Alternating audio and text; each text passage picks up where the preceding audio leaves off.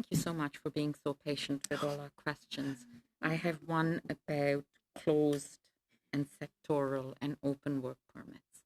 Clearly, employers like closed work permits because it gives them control.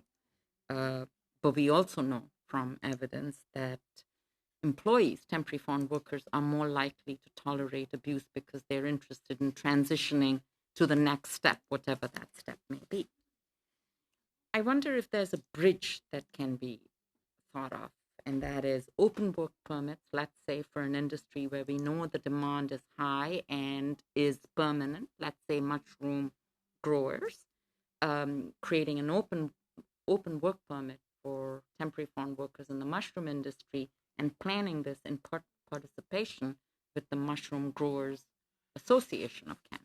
I see that is a very interesting proposition, Madam Senator. We do have at the moment occupation-specific work permits, but sectoral-specific work permits are definitely a creative solution that keeps them within the same sector because we know that there's a particular need, and it's definitely a bit more targeted. And as IRCC transitions into more data collection, into big data, into e-governance, I think there is a case to be made depending on what data they collect, depending on what they're willing to divulge, because they're a little bit secretive when it comes to certain stats and how their machine works.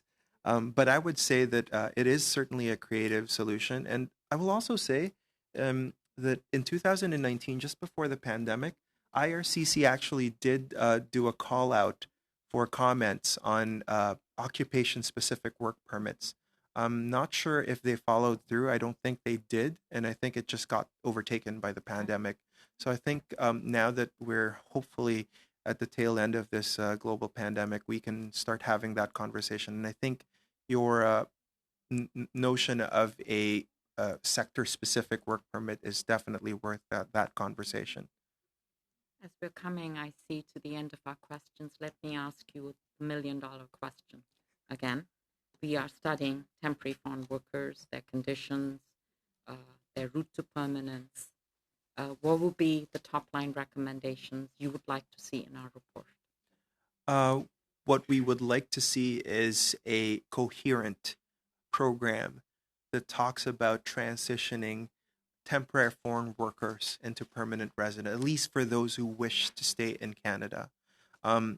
We have used the two-step immigration process and to great benefit to our country, but I think it's also important for us to recognize that these are important workers that have a place under the sun, under the Canadian sun, that they need to be cared for and they need to be appreciated for what they do for us.